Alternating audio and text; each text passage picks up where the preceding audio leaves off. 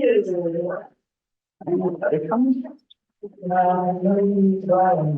there's Jerry. We're gonna use the footings? Can't, well, you haven't used the foot, I can't go past that line.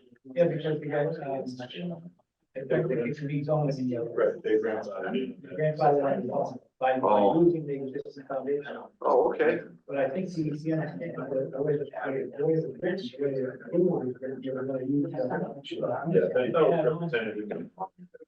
Yeah. No, you know. That's how it is. He just said too late. It's just. Yeah, we'll get it all right. What about? You're left your bus. Okay, cool. Good. You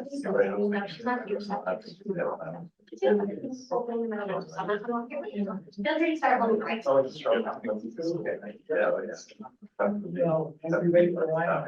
I would wait a couple minutes. Yeah, we'll give them a few more minutes.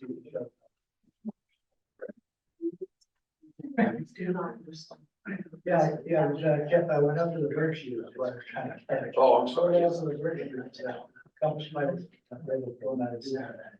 And I'm assimilated in the back. He was just one type. Very small, no. That's all.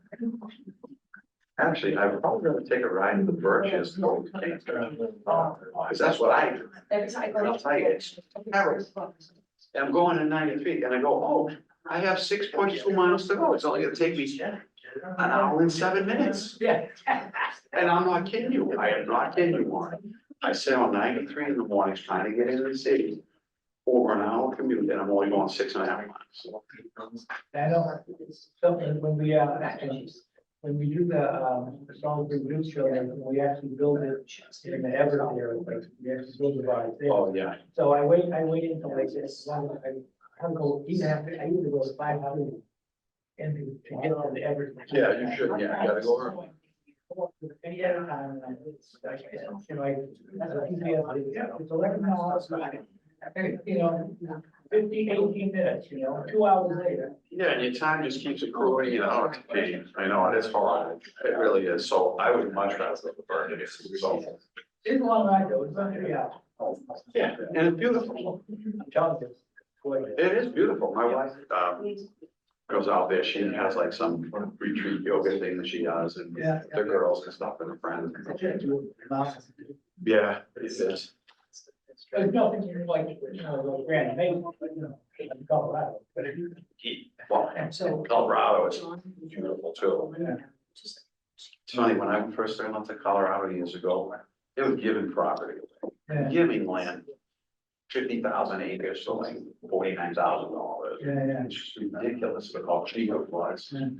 Get it now? Get it now, yeah. Mountains beautiful. Beautiful. Yeah, the Grand Mesa there, well, I was, we're gonna be there, look out over there and only to. You know, It's you very- don't even feel any certificates, you work out over there, anything like that. Yeah, you do. That's how I felt. I felt the same way when I was out. Iceland, because they're volcanic stuff. Enormous. Oh, they did everything in rock wall. You know I think. They may not be there next time. God, that's beautiful. I went in there. That thing is amazing. Yeah, It's such a nice time, but the landscape is stunning. It's absolutely stunning. You just see it. Beautiful.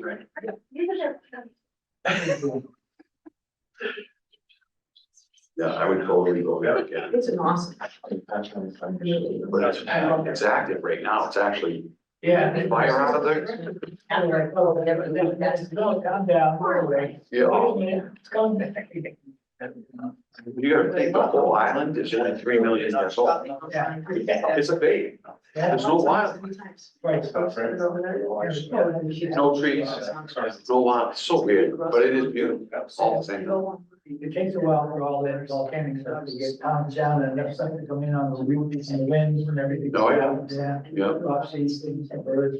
The government pays you to plant trees. Yeah, good. They do. Yeah. Yeah, we crazy. Gotta chip a hole in the bottom. Yeah, so he's doing good, but he's. he was. It's really weird when you touch the earth. It's warm. Yeah. And you feel like really warm. It's so weird. Yeah.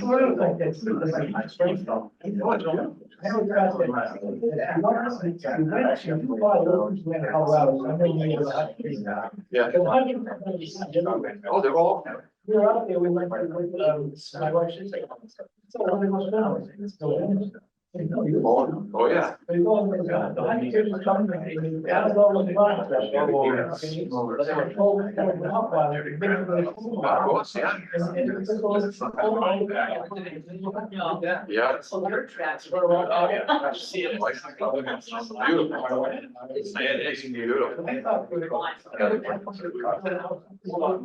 It's beautiful. Oh, it's free. Yeah, you get all your energy right on the ground.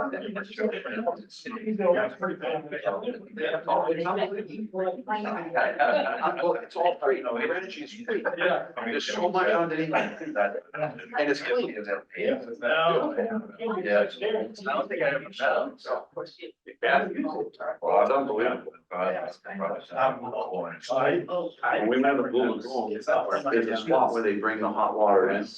And then they do that, they bring the cold water at a certain spot, so it makes it, and like, if you're near there and you catch like a hot shot. Yeah, it's. It's very, very. Okay, I'm gonna start.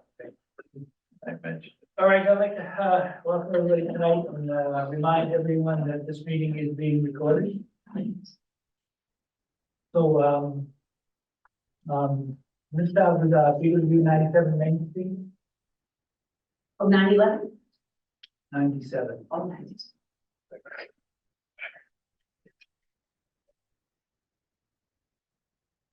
How are you doing? Good. All right, so happy holidays to everybody. Attorney Chris Latham for Sterling Logistics Properties, accompanied by Mr. Joe Dykstra, President of Sterling Logistics Properties, and Greg Fontella, Corporate Counsel for Sterling. Everybody knows Peter Ogren as the engineer, and Scott Thornton as the traffic engineer. And we appreciate the CPC making time for us tonight to discuss the concept that we're thinking about in terms of 97 Main Street and get your thoughts, suggestions, and your initial input. So if you could, if you don't mind putting on slide number 2.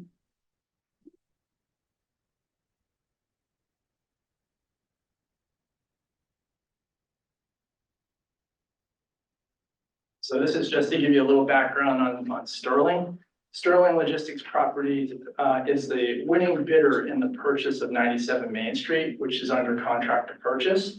Sterling is still conducting its due diligence. It's very excited about its concepts that it's been looking at for the property. This meeting is part of the due diligence, frankly. And thus, Sterling is seeking what it believes is the best concept for the property at 97 Main Street. So we're looking to see that we're consistent with the town's thoughts as well on the future use of the property. So just for reference, Sterling Logistics Property is a vertically integrated private equity real estate firm that was founded in 2007. It invests and manages over 1.9 billion of government pension and retirement funds by investing those in retail space, including last hour neighborhood distribution hubs, with attention to generating streams of rental income for its clients, for its retirees. Can I ask you a quick question, Chris, right there? Yes, sir. What is the last hour? What is the last hour? The last hour is in the online distribution system. So it's literally, it would be like serving a radius of 15 miles. So it'd be North Reading and surrounding communities. And so basically it's the goods coming in, they're being packaged, temporarily warehoused, and then basically being sent out to be home delivered, the retail goods being home delivered to the house. Okay. Okay. Just for reference, just so you know who Sterling is, they currently own over 73 properties. They currently oversee and manage 12 million square feet of real estate. So they're not new to this process. So if we could change to slide 3, please. So everybody in this room probably knows where we're talking about, but 97 Main Street is obviously the old Stop and Shop, the current Ocean State. Before that, obviously, it was the drive-in theater, Starlight. So showing the imagery, I'm sure everybody knows it's the blue property, the blue outline property. The abutters includes the Walmart on the south side and UPS General Mail facility on the south side opposite of Route 28, as well as Reading Lumber, which is to the north or diagonally across, abutting the car wash and the Crescent Village. And then on Route 62 Winter Street, we have, of course, Kitty's and St. Teresa's. If you could go to the next slide. All right, and this is a recent survey of the property that's depicting the conditions that are existing. There's obviously, as everybody probably is familiar, there's 2 existing means of egress. There's one, obviously, on and off of Route 28 Main Street, and an existing set of lights are located there. And the second means of egress off of 62, right across from St. Teresa's, with the existing building on the property. It's about 70,834 square feet. And of course, you can see the appurtenant parking lot. If we can go to slide 5. So the property is basically a shoehorn sort of lot. I mean, it's physically girdled by topography as well as buffer and resource areas, including Martin's Brook that basically runs through the property. And it's sort of challenged in terms of it's got a narrow tapered entrance off of Route 28, which results in the lot having limited visibility from Route 28. And that limited visibility has made use of the property for traditional brick and mortar retail establishments difficult and explains the last decade's periods of vacancy and lower rate like tenancies. All right. You could switch to 6. Thank you. So the property is, there we go, thank you. The property is, you probably know, is located in the Highway Business District and the Adult Overlay District. If we could go to, the board's ready, we could go to slide 7. So as you know, it's in the Highway Business District. The intent of it is obviously for commercial use and to provide for business involved in retailing. As you know, the Highway Business District generally requires special permits for very commercial uses, many of which are historically or pre-existing commercial uses in the Highway Business District. And the permitted uses tend to be traditional brick and mortar retail, like grocery stores, general merchandise, or offices, legal, insurance, financial, medical services, restaurant, and amusements. Sterling does not believe the best use of the property is adult use. It is because of 97 Main Street's location within North Reading, an area of high online retail activity, as well as within the commercial zoning district, and that it directly abuts Route 28, as well as its proximity to surrounding highways and the surrounding communities, is what brought Sterling's attention to this property. If you could switch to slide 8, please. So it is our understanding that some of the competitive bidders that expressed an interest in purchasing this property that was obviously like Sterling's based upon current market conditions and demand, either intended to use the property for residential use, perhaps multifamily with a mixed use of retail, or obviously like us for commercial purposes that we're proposing. It is also our understanding that none of those market-driven bidders proposed any uses of 97 Main Street that are currently allowed under the Town of North Reading zoning ordinance. That's what we believe. We don't know all the bids, but we believe what we know about the bids, this is true.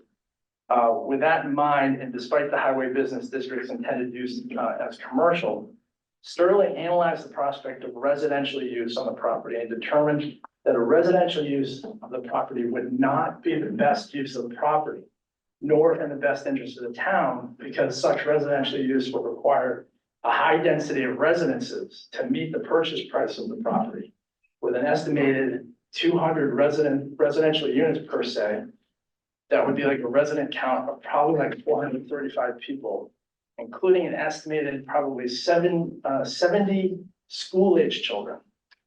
Likewise, the septic design that would be required for something like that to meet such the high density residential use would not, we don't think it would really be feasible, because number one, it would be expensive due to the property's location to the groundwater table, but also buffer and resource areas, particularly Martins Brook.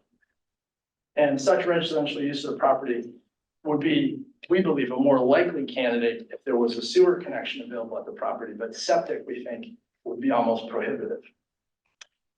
In addition, the traffic generated from residential use of the property, not to mention any mixed use, retail use of the property, would be substantially higher than what our concept is that we're proposing, which is basically as a neighborhood distribution hub. Tax-wise, the residential is not as good for the town either. Despite the dense residential use that would be proposed with 200 units, the town would most likely have a fiscal deficit of about $366,000 per year from such a residential use. And such increased residential use qualitatively would have a negative effect and likely result in future additional municipal expenditures, as well as straining existing municipal operations and services, including public works, schools, public safety, and water. In addition, Sterling does not believe that a 40B, whether it be friendly or otherwise, would be in the best interest of the town. And so they're not proposing it for this property. If we can go to slide 9. Thank you. As analyzed by Jones, Lang, LaSalle, Stop and Shop migrated from 97 Main Street as a direct result of the property's poor visibility from Main Street and lack of pedestrian and vehicular traffic. Thereafter, the site was vacant for 3+ years until Ocean State Job Lot, which is a typical lower rent paying tenant, filled the space. Ocean State Job Lot's lease ends in, say, a year and a half, maybe a little bit more.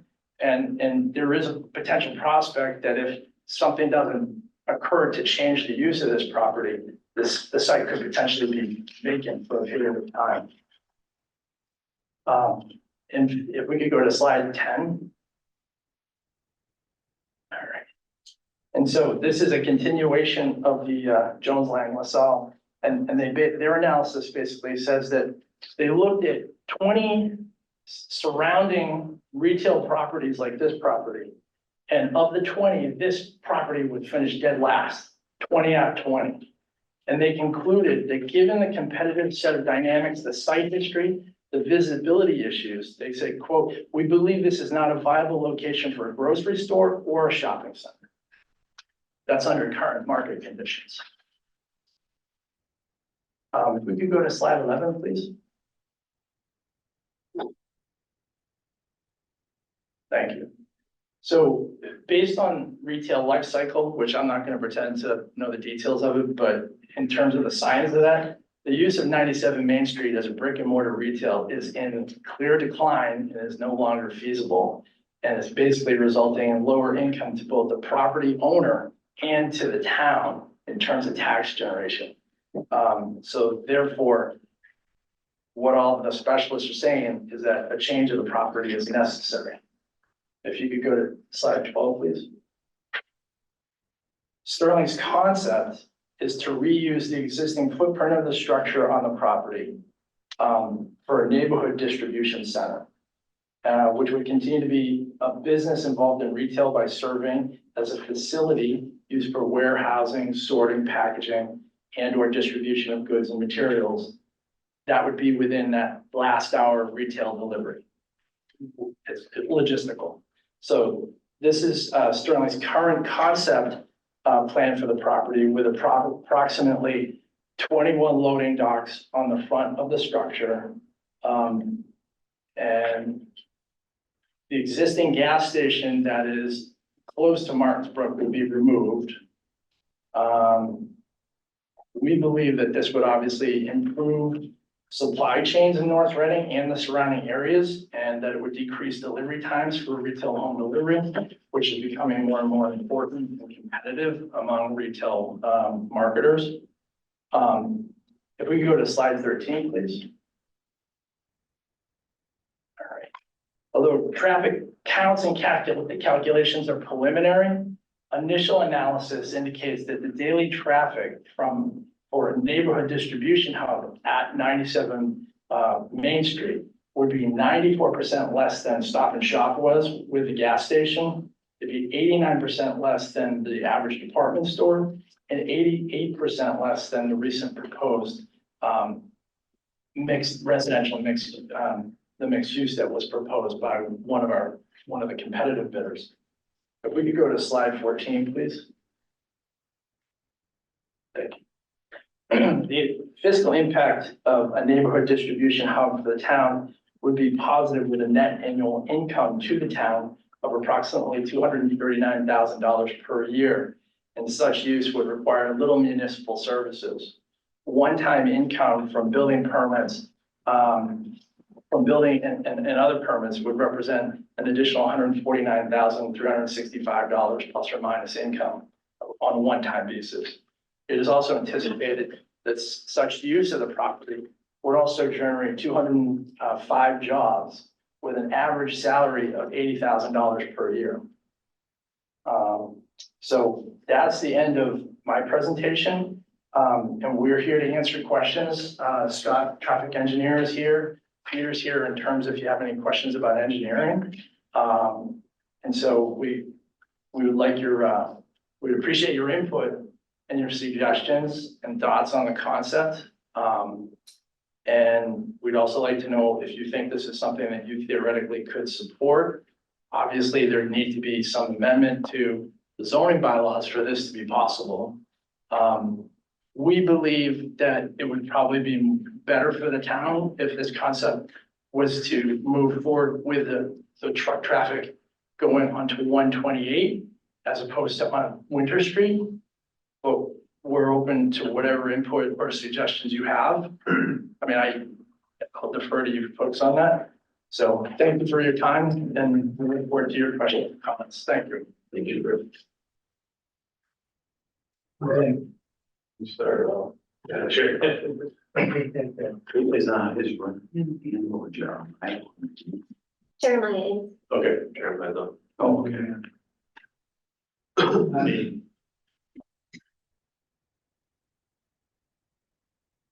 Well, a little conflicted, so, I mean, I like the idea of keeping it, commercial. Although we were involved in the put forth a project that put some housing in there because some of the, people that we've had review what's going on there, pointed out to us that we really needed more housing and that one of the reasons our small businesses don't do as well as they could is because there's not enough people to go to participate in that. And so it occurs to me that by thinking that I'd like to see the consultant that we hired to have given us all this information about growing our residential base. Not to mention the continuous pressure from the state to put more affordable housing in one place or another. But again, we've lost so much of our good commercial space to housing, to other things like that. It's kind of, I'm a little conflicted on that.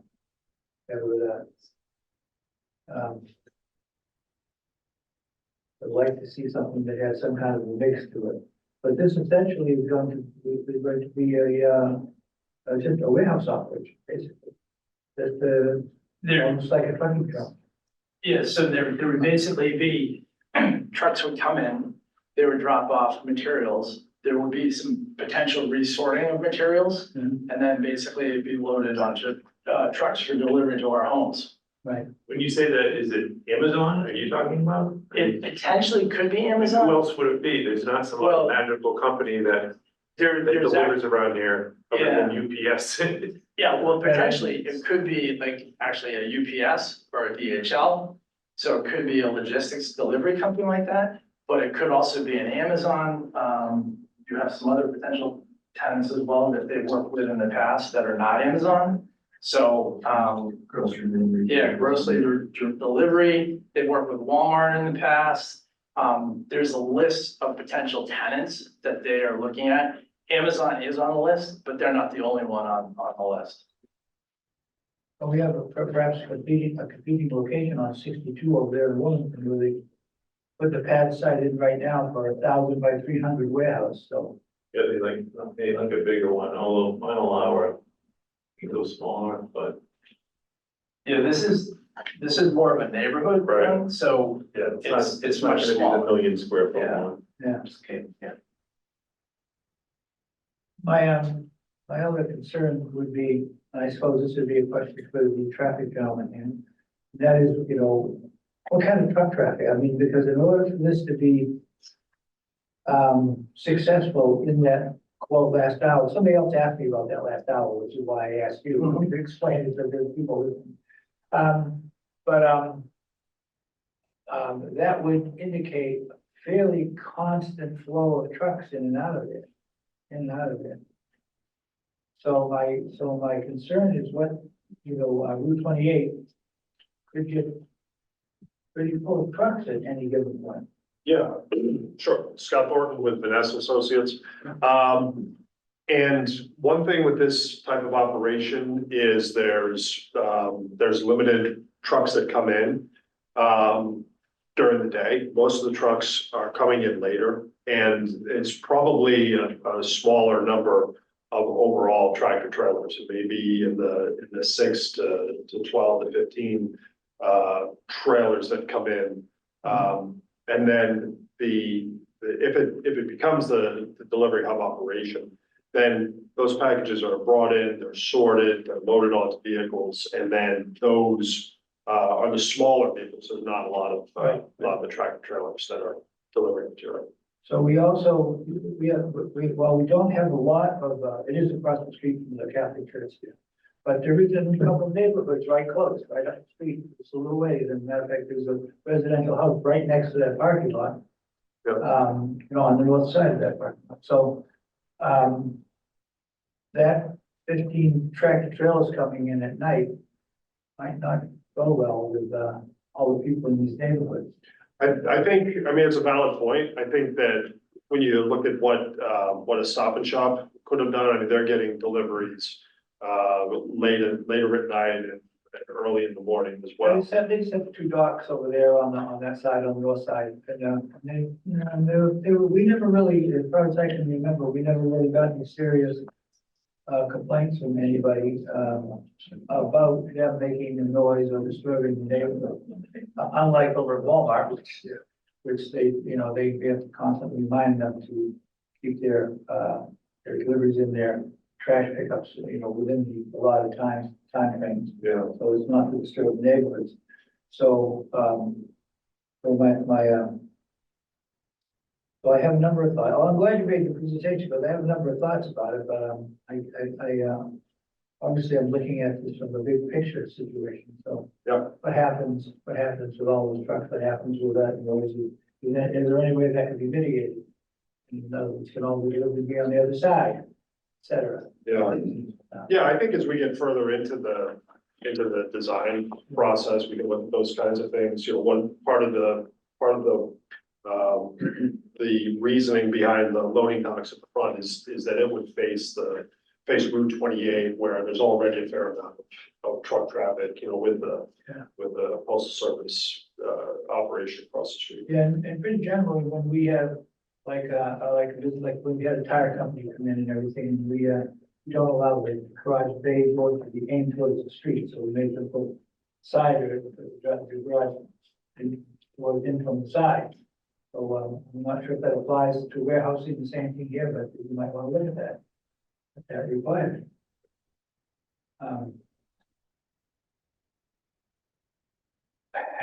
It's too many things in my head right now to think about all these things, but having done this a long time, I know a lot of the things that would be asked, so. So those are a couple of thoughts. I, did you, I got a couple. So do you have any properties in Massachusetts right now? say your name, please? Greg Fontella, Thank on behalf of Sterling Organization. So, Sterling doesn't have any other properties in Massachusetts that I'm aware of. Could be other retail. But, so Sterling Logistics is the newer effort from Sterling Retail, Sterling Organization. And that's really, we've really been operating for about a 2 to 3 year period now. So all the properties that Sterling does have for Sterling Logistics are under construction or in process of kind of getting kicked off. And right now that's 6 properties across the country, but none of them in Massachusetts. Is that the trend though, that you have your properties and then you move them into this logistics play, if you will? Is that how this came about? No, it really came about, from Sterling's extended experience, in the retail sector and largely, assessing different types of retail assets. And that's, whether it's strip malls or grocery anchored, shopping centers or big box structures. And the reality that there's less and less operators that are looking for big box structures. So there's an entire real estate class of existing big box structures that have a current layout that has less and less prospective users. So these are all 20-plus-year-old buildings, but the layout of them, what makes them attractive for the big box structure, big box operators in the 1990s, makes them attractive for fulfillment operations today because, higher ceilings, large parking field, not sharing with other, not sharing the property with other users. So there's not to be access and use restrictions on site. And its location near highways for vehicular access, while also being within a driving distance of residential population. Thanks. I think I'm like Warren, I just struggle with it because, and I think I speak for a lot of people in the town, like we have the postal service district center, we have a big box Walmart.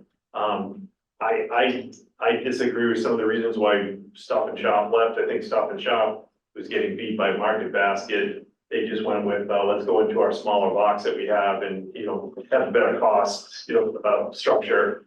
Then they kept anybody out from coming in. So the only reason why none of those competitors could go in, which I know personally some people at Market Basket that wanted to go in, but it just got hung up. And as you know, it's been hung up, it's still hung up.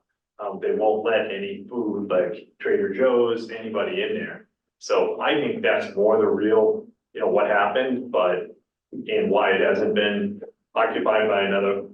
Because all of us here in North Reading, we have to go to Middleton to go to Market Basket, or we have to go to Reading, and the Reading one is similar to this lot here in that it is a pork chop back a little bit ways, you barely can see it, but people know it's there. And they go right past the Stop and Shop to go to Market Basket and the place is packed. You can't even get in there. You can get into the Stop and Shop though, which heads right off of the road highway. But more people want to go to Market Basket. So to me, it's a market thing right now, Market Basket. And that's who just right now, it might not have been 20 years ago, but that's right now where people want to shop. And they've been kept out. So that's one thing that was disappointing. The other is we're really trying to, in a lot of the studies that we're paying money for and taxpayer money is to see if we can improve this area and make it more of a downtown and make it more walkable and all this stuff. And so what do? We take the former Stop and Shop and make it a Disney Center. And that's, I just hope that isn't really the solution here for us. But I'm not gonna tell you, like, I'm gonna keep an open mind and listen to people, listen to you. I'm not one of these people to say no right off the bat, but I'm just disappointed because I think we don't have a town center really, and we're trying to make a town center. And this would just be a huge stake that would be taken away for us achieving that. So that's my opinion. I mean, actually, if you, I'm looking at the money that you see would be generated by this property. But I wonder how much money would be saved by the average person if you put a Market Basket in, over the course of a 10-year period. Could dwarf that number. greatly, you know, so I mean, you know, that is, and if we're looking out for the people of the town, that's probably the way we look, you know? I mean, have you looked at it that way? Since you do have the retail side and you have the logistics side, so, you know, call your brother up and say, have you taken a look at that, you know, for the other players? Yeah, a lot of the assessment and numbers that Chris was sharing were based off of Sterling, you know, organization as a whole, all in the same office building. Sterling's feedback and thoughts on the property. And that's working with JLL and, you know, consultants and brokers who are the regular resources that Sterling often works with to understand, you know, market dynamics and what makes sense for the property. And again, it goes back to, you know, the layout of the big box, the standalone big box structure. It's kind of unique from some of the other, more successful retail concepts today. That's part of the challenge of the property and part of what we see as an opportunity with it. I can, having been, again, watching what's happening around the world and in our area here, and seeing that this is kind of a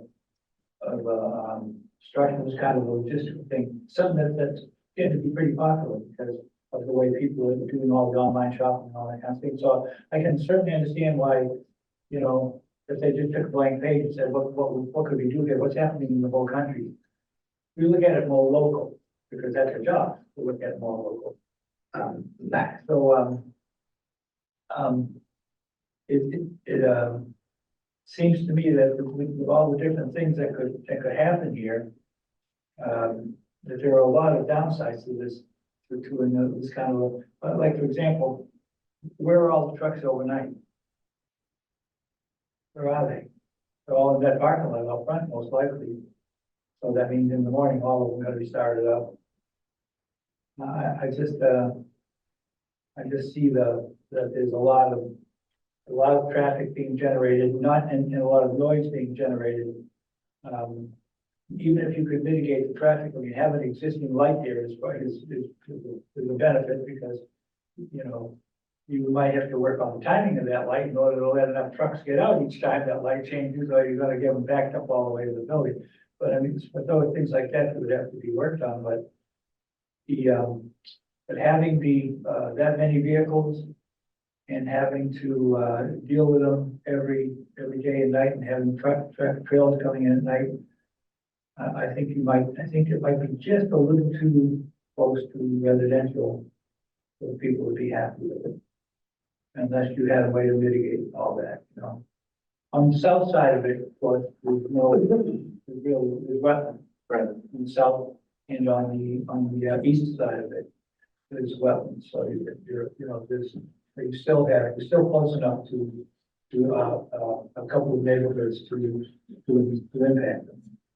No, those are very valid points, and that's the sort of thing that we want to get this feedback. That's why we want to have this meeting again. We're not here with a specific request. We want to understand the extent to which we can find a solution for the site, and, you know, this is, as far as we can tell, the best way to collaborate to figure it out. On the idea of the truck traffic, that's something that we've started studying, and the concept plan that we shared was a result of that study, because there's, you know, two different access points to the property, one from Route 28 Main Street and one from Winter Street.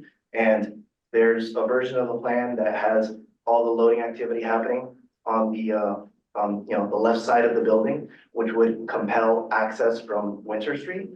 And just from looking at it, from getting Scott's feedback, from getting the broker's feedback, you know, the retailer's feedback, that wasn't as optimal because of these concerns of churches right there, the neighbors right there. So the idea would be, there would be one access point that would be restricted solely for truck access, and the other ingress egress would be for all other vehicular access.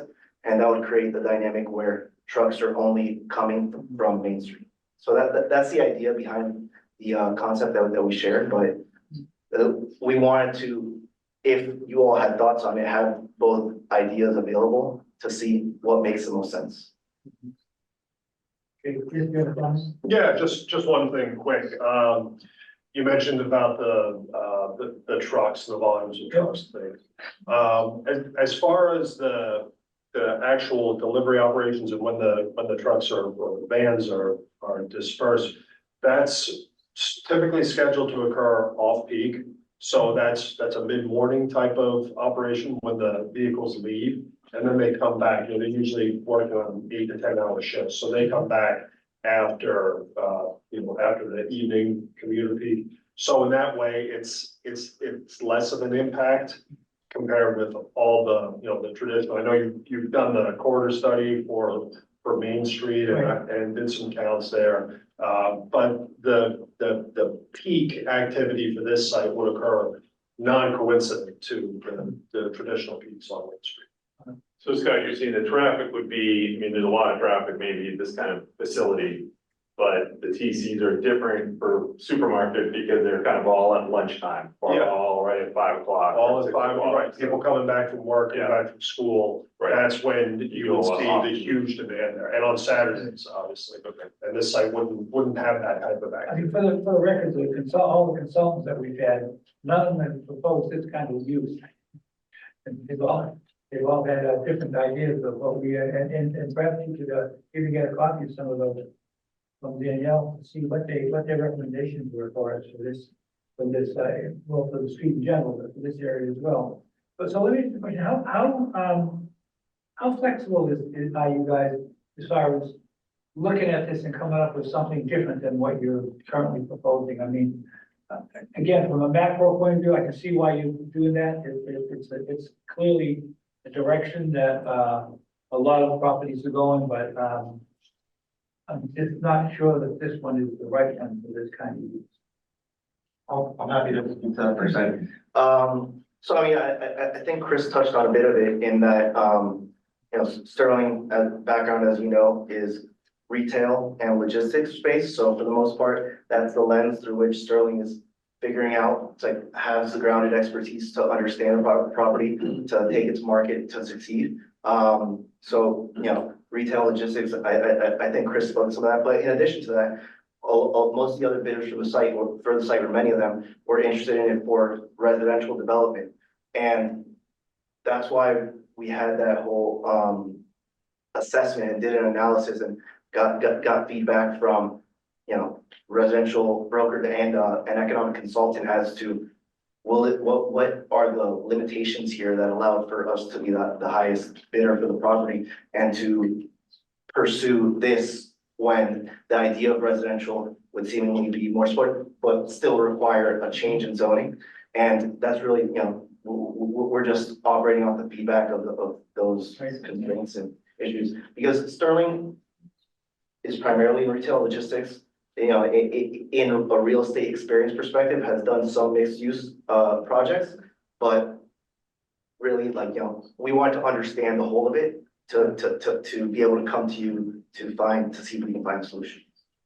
Yeah, okay, so, I mean, again, I'm not necessarily trying to force residential that line, I mean, again, you look at what we pay a lot of money to consultants to tell us, and they tell us we need to add some residential out there if we're gonna continue to feed, if we're gonna attract businesses, we need to have customers for those businesses.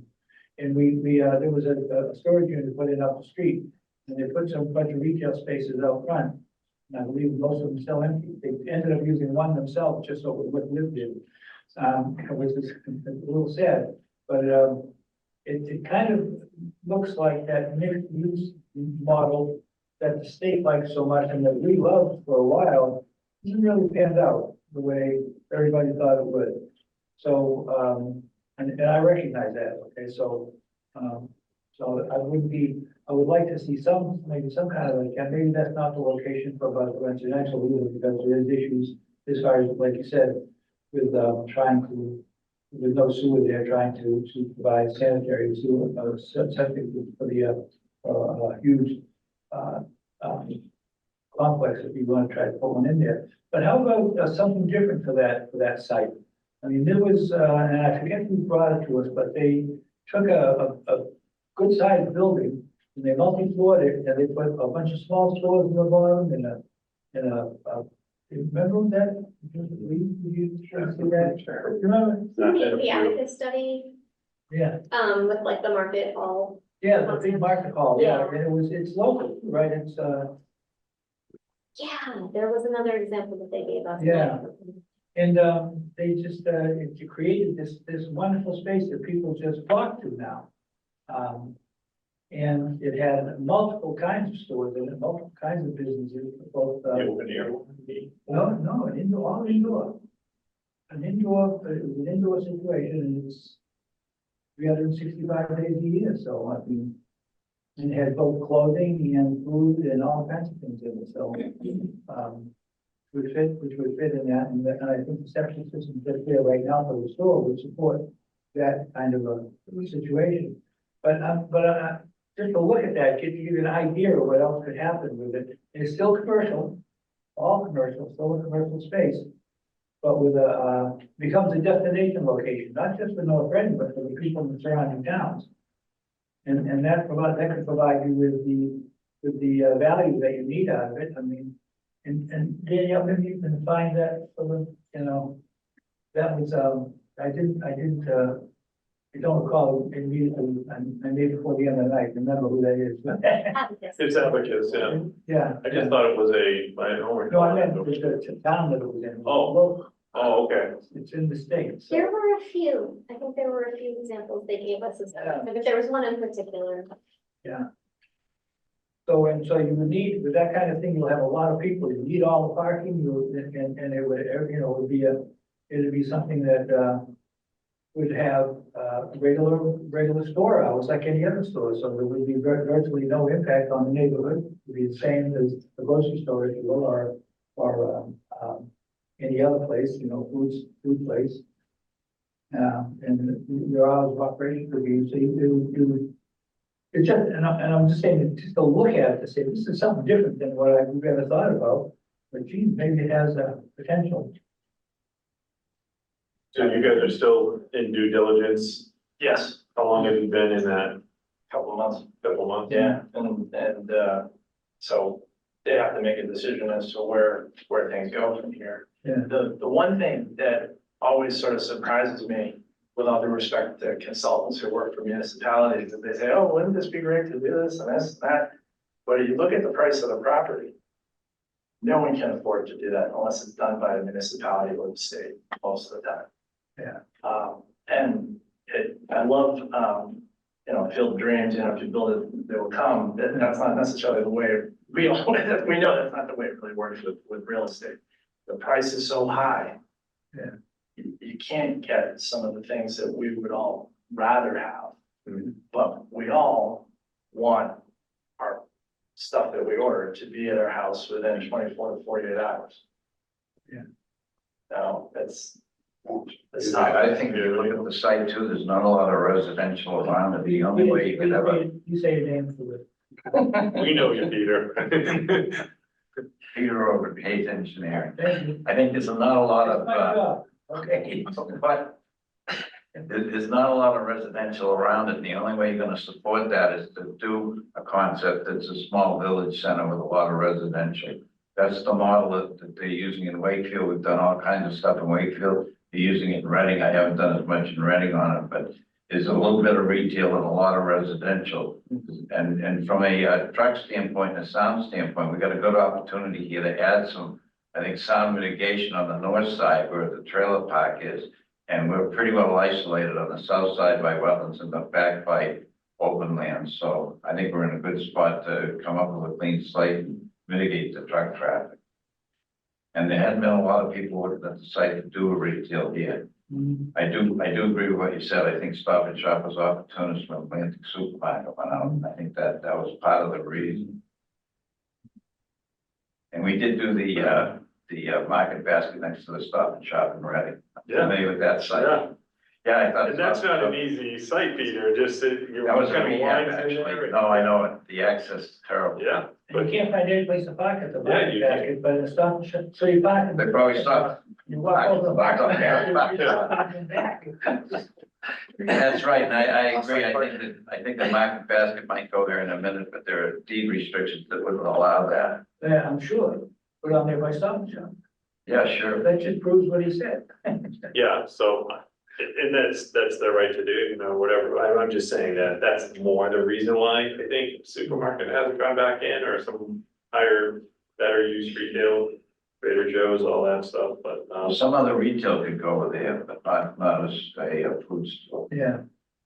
So, I guess I would encourage you to look at, a little more retail maybe if you can, but also,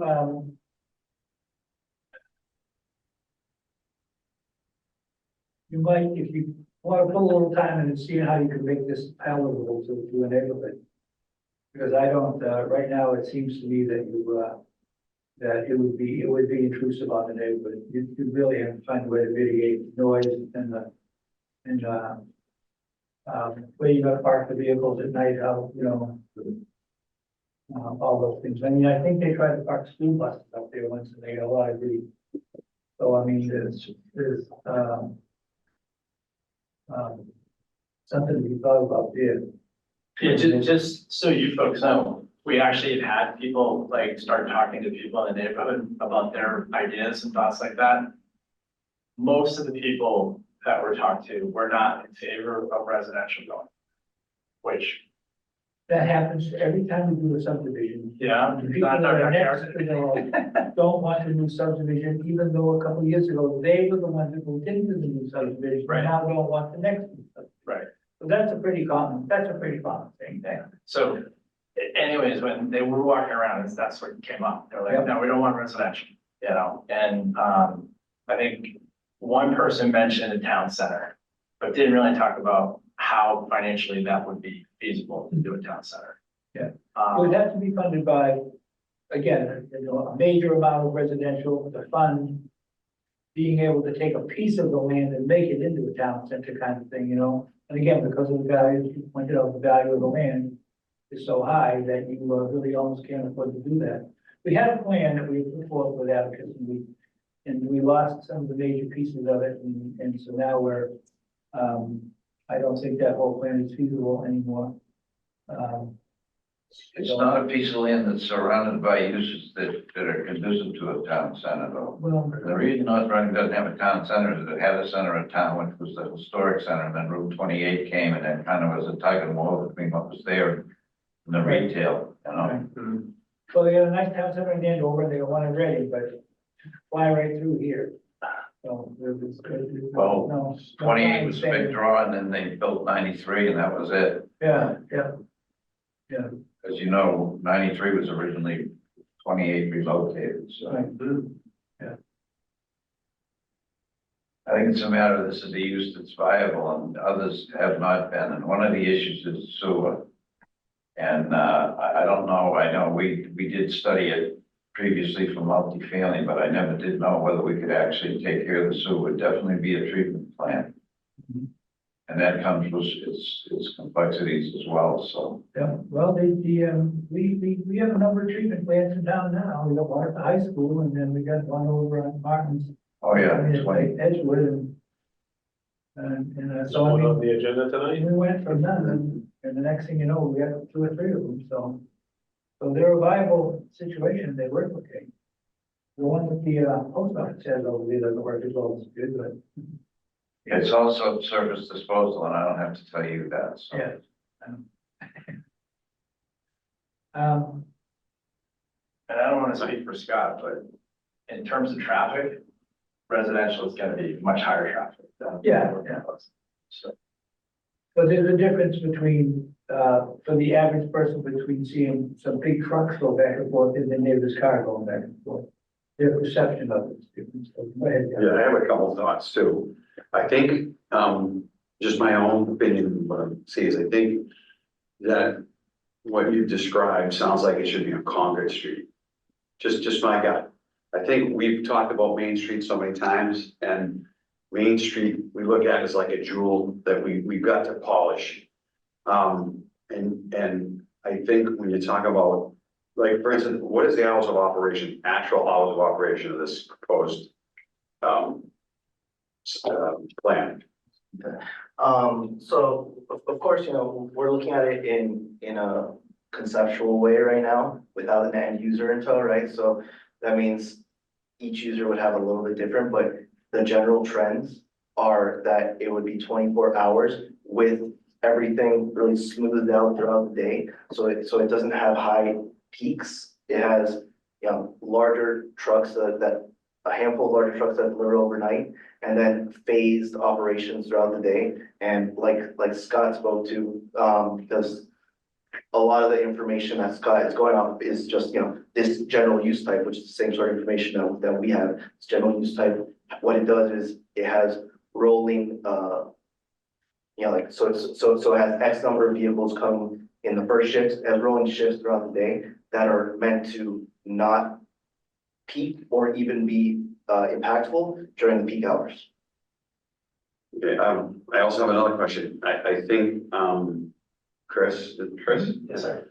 and maybe I got this wrong. You said that there were 24 proposed loading docks, is that correct? Like 22 on the front, yeah. And Right on the front of the building. Yeah, and some of them, they're different size, right? So Right. there's probably about 8 or 9 that would be van, where the others would be like, the big trailer trucks.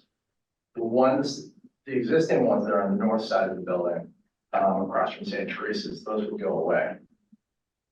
Okay. And, I was writing some notes while you guys were presenting, and one of the things, so when you guys had this study done on the site, and these guys, I agree with them, a little bit on some of the ideas and maybe looking at this a little differently. So when you did the study, they were saying there was no grocery, no shopping center. That's in the study. They said that's an absolute out. Oh, that's in the deed, in the deed restrictions. So they can't, yeah, but they can, There were deed restrictions that were put on the property by Stop and Shop in order to prevent competition.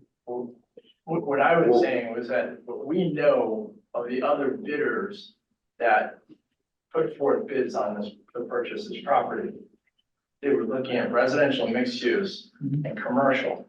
But as far as we know, there weren't any grocery stores, but I mean, we don't have all the information on that because they kept it all confidential. So we only have what we're hearing, from different sources. Or from the realtor. So. Did you remove the deed restriction? yeah, that would be Yeah. like, Remove the deed restriction? So I didn't do the title, so I'm not aware that there is a deed restriction. There was at one point. There definitely is a deed restriction in regards to the theater. You can't have any theaters there. Yeah, because I thought it was not a deed restriction, more so just the general. Yeah, don't touch. It's their property, so they weren't gonna let anybody. Right. They wouldn't sell it to somebody who's done for the grocery store. Or. Yeah, I mean, I think personally that some of the Stop and Shop thing, why they moved from that site, I mean, obviously James LaSalle, they're reputable, but we used to represent the Rubin family in Atlantic. And so I think they were trying to also potentially poach some of the Atlantic, clientele, that I It think. was iconic, yeah. Yeah, so I think they were trying to piggyback on,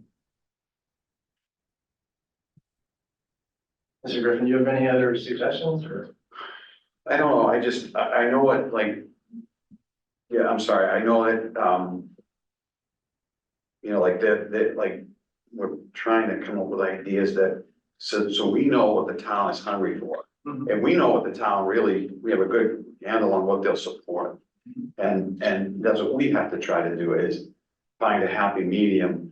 And my gut is, I just don't think a distribution center, just me, I just don't think that's a good fit for Main Street, I don't.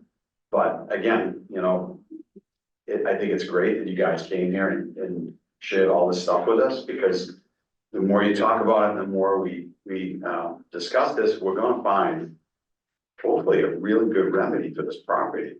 For everyone that's gonna, produce income and strong income and where the people of the town will be excited about something happening. And it doesn't necessarily have to be one thing or the other, but I mean, it's a great piece of property, it really is. And I just think that if if you guys continue on your journey and maybe a little more creativity. Again, I don't know, that's just my thought. I think the concept is great. I mean, the whole concept of it is something that I doubt if you find too many people in the town that would not like to climb step, as long as it's not in their backyard. That's, and basically that's why you're running. So, and I think that's a little bit of what you're hearing from us right now. Jeremiah, can you, are you on? Yes, Do you sure. have any questions or comments? Can you hear me okay? Sure, yeah, sound good. Yeah, I'll be honest, when I saw this on the agenda, I was initially excited because as we all know the property, we all know the potential role that it could play in our community. If you would have asked me what was the last thing I would like to see this property used for, this would be that idea. This is definitely a Concord Street kind of business use. I already think that deliveries in our communities are getting very close to being a nuisance that may need to be regulated, with delivery trucks just blocking the roads, and like the law doesn't apply to them. Seems like delivery trucks have more rights than pedestrians do. And so bringing a hub with a whole fleet of little buzzing, trucks that are just going to violate all of our parking and road laws would be the last thing I would want to see put in the heart of our community. So I would say that, this would be about the last use I would be able to support. So just to be honest. All That's right, all. thank you. Is Ryan on? No. No, okay. Thank you, Jeremiah. I want to make sure you had a chance to talk.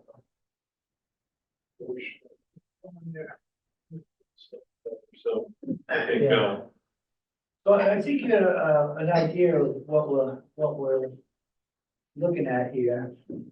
And the concept is wonderful, but I don't know if this is the perfect site for it or not. Unless it can be assembled in such a way to provide, the protections that I think you would need to have. And so I would encourage you, if it's possible, to take a look at your kit bag and see what other kind of possibilities you have there that could go into this site.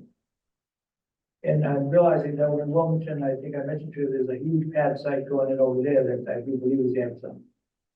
Well, I think Amazon was gonna do it, then somebody else bought it, and then they leased it back to Amazon, so I'm told, from Wilmington. But they're putting that pad site in right now.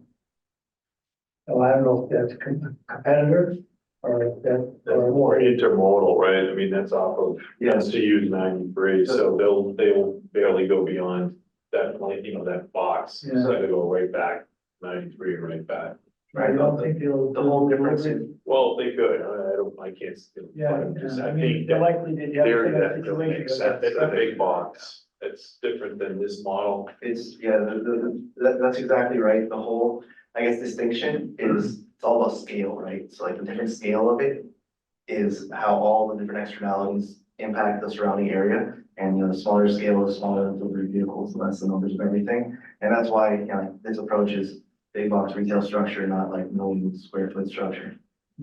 It makes a lot of sense. I mean, I do see it, and you're the experts in this field, but there's a lot of these, big box, empty vacant buildings that are either right for residential, if it works and you have sewer, or it's, right for what you're showing, which is this smaller scale, local, like you call it last hour. So I do get it, there's more and more of them vacating and popping up. It sounds like you're going into the right thing. I just don't know if it's good fit for this one location. Danielle, do we have any lots or parcels along Concord that we can explore them? Not contaminated. Mhm. That are not contaminated? Yes. Actually, don't. Sorry, Chris. I thought I was gonna get rid of that one. All right, guys, you got any questions for us at this point? I think we're set. Thank you. Thank you very I much. appreciate your feedback. Thank you. Thank you very much. Good to see you, Peter. See you as well. Thank you. Thanks. And what's next, the seven Charles and 249 Havel Street? So, if you're free to middle of that. Of that plan, just take a look at it, it's not something we're gonna vote on, or anything, just take a look at it, and we'll see that. Yeah. So we have,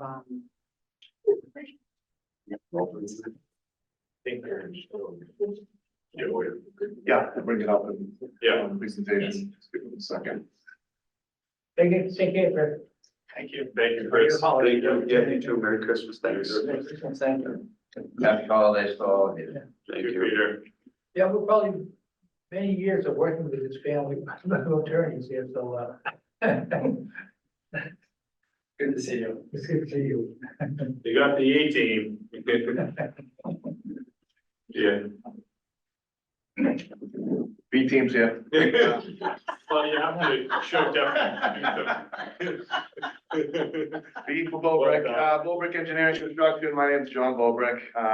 We are coming in front of you today for our official preliminary meeting for the subdivision at 7 Charles and 249 Havel. We've talked about this a couple times, and we've fine-tuned our plan. And we are working towards a discussion on the current layout that we've showed. Danielle, you can bring it up Oh, yeah, for a second. But we're looking at two separate entrances with a total currently 23 single-family lots. We are looking at one or two duplexes depending on the sight line, or not the sight line, depending on the siting on the 249 Havel Street side. And that's gonna be, that's right away between the two houses there. Yeah, so We'll make sure that's good now. we discussed it last time, and I actually had our surveyor go back out and update that area because that house has kind of changed since the original survey was completed. And it doesn't have enough. So we're making the assumption that the house is either gonna be relocated or demolished and Yeah, reconstructed. yeah, I figured they didn't have enough. Yeah. I remember that, so. Yeah. Thank you. Yeah. So so that's been updated since, but we are showing the two separate cul-de-sacs of the two separate entrances, one on Charles, one on Haverhill. Yeah. There's 10 on the north side and 13 on the south side. I think that works better if you open that up. Because even though you got a pretty good sightline on that 249 Havel, it's not as perfect coming from the north as it is coming from the south. So you're gonna want to have good roundings. Yep. And in order to have those roundings, you'll need the space. Yep, absolutely, couldn't agree more. We actually had our traffic engineer start looking at a preliminary on what's it? Good, thank you. We had the text boxes seem to be messed up, but besides that, we shrink it down to its regular size. I don't know why it was coming up Yeah. 118%, but it's moving slowly, so. we're gonna crash Daniel's computer here. Yeah, I'll just throw this on the share too. Danielle. I'm sorry. I can throw it on the share. Oh, I just didn't want to use that. The whole party left. Yeah. Okay, this is a difference. It's in other meetings. Oh. So I can point to this one. So we got a northern cul-de-sac coming off of 7 Charles. 7 Charles, the structure will be demolished to bring the road in. And like I said, 10 lots on this side. There will be a double header that goes across. So I know we've discussed many times the paper streets. These are the DCR paper streets, which these 3 lots are deeded to pass and repass at will. So we have a shared driveway that's gonna go to a dual lot over here with reduced frontage. And that's pretty much it on the northern side. The southern side will be another cul-de-sac. It's approximately, going back, the north one's about 450 feet long, south one's about 950 feet long. We do have a wetlands crossing. We've cited these lots to be outside of no build, and this is the 249 Haverhill Street, which we discussed before. The existing structure just isn't gonna work with the round base and everything else. So like I said, we're showing it being demolished. We are looking at, like I said, a couple duplexes in this area possibly. And we will be presenting this with a special permit because it is an open space concept. A quick point right there. You eliminate that house, so you have enough space, so you have your surroundings and everything, but now you got a piece of land left over there, what are you gonna do with it? We'll put a structure back there. We're gonna recreate the lot lines in a different fashion, to be more even, because that is a pretty big size lot. Yeah, okay. Let's see, what else? Didn't want it to get lost in the shuffle. Yeah, for sure. Yeah, like I said, we had our traffic engineer start to look at the area, start to do some traffic counts and speed, whatnot, just to prepare ourselves for the special permit. We did have a discussion last time with one of the board members on accessing through the DCR paper street out back to the park, and how we could help that. So we are gonna create a pathway for any users of that street to access through the lots. Jeremiah, was that you? Good action. Yeah, that was me. Yeah, that's what it felt. Good to see that. So.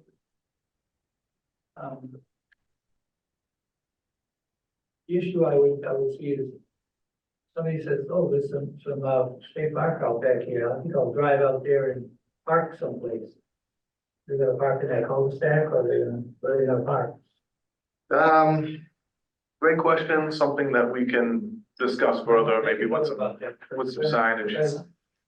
Because as soon as you make a system, something like that available, you're gonna have people, horses and people and, Yeah, I was envisioning more like a gravel path, nothing too substantial that would create a, well, I think that's gonna want, you don't wanna restrict access to it. Right Yeah. now, I think, the way that was done there, you have to drive right up to the edge of the forest. yeah.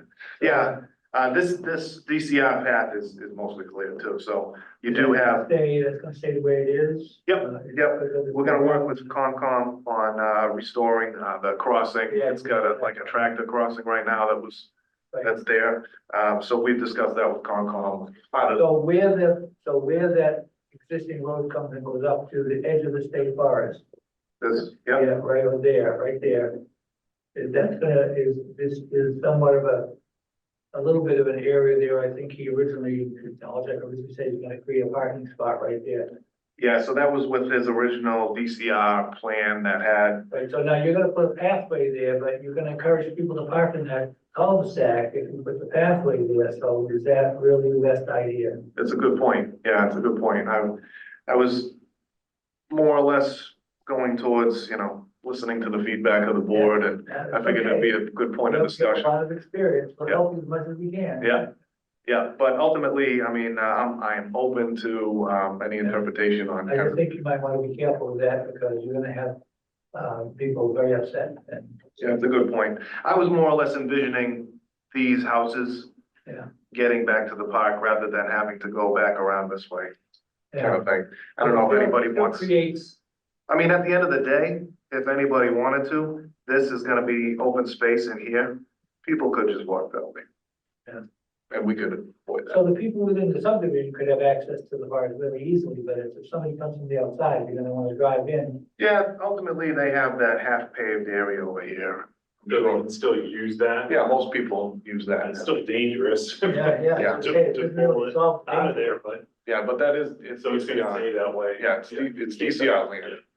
Yeah, I think that's your access. I mean, Yeah, it's not gonna go down the street. Yeah. Do it, though. You're but not I gonna think you pull it need there. to, I'd get rid of that walkway. Yeah, I like that idea, because thinking about it more, they could just walk through the open space. Yeah, let them do that. Yeah, that's fine. Because otherwise they're gonna create a problem in that cul-de-sac. So. Yep. Yeah, fair enough. You could be right. Yeah. they'll come along. Chair Pierce, if I may, Yes. how is this different than the existing trailheads around that southern section of Harold Parker? Because there are multiple places where there are end of roads circled end of roads, which have, 2 or 3 parking spots, which, yeah, you'll see some cars there every now and then, but those are people just, using the spaces. So how would this be any different than the status quo for the other neighborhoods around that area?